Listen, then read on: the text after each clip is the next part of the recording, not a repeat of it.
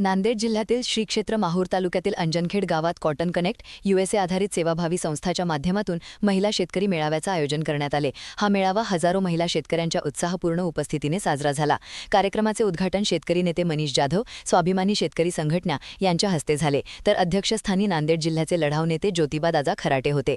कार्यक्रमाची सुरुवात मासाहेब जिजाऊ, क्रांतीसूर्य सावित्रीबाई फुले आणि पद्मश्री इलाबेन यांच्या प्रतिमांचे पूजन व दीपप्रज्वलनाने झाली। मनीष जाधव यांनी आपल्या भाषणात केंद्र व राज्य सरकारच्या शेती धोरणांवर टीका केली।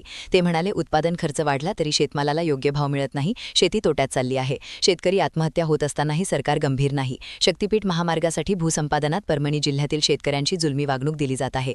त्यांनी महिलांना आवाहन केले की कुटुंबाला मानसिक आधार द्या, स्वतः विषमुक्त सेंद्रिय शेती करा, रासायनिक खत व कीटकनाशकांचा अतिवापर टाळा, माती परीक्षण करून जैविक द्रव्ये, दशपर्णी, जीवामृत वापरा, आरोग्य तपासणी घ्या आणि शेतीपूरक लघु व्यवसाय करून आर्थिक सशक्त व्हा।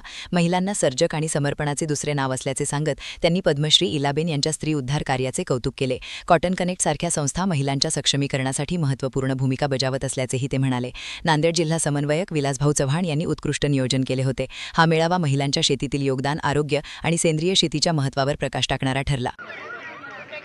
कॉटन कनेक्ट इंडियाच्या माध्यमातून जे कृषी सखीच्या माध्यमातून गाव पातळीवर ही लोकव्यापी चळवळ उभी केलेली आहे। खरं तर याचं ज्या संस्थापिका आहेत इलाबेन, हे फार मोठ्या समाजसेविका होत्या आणि एका धाग्यामध्ये आपल्या सर्वांना विणण्याचं काम त्यांनी या संस्थेच्या माध्यमातून केलेलं आहे।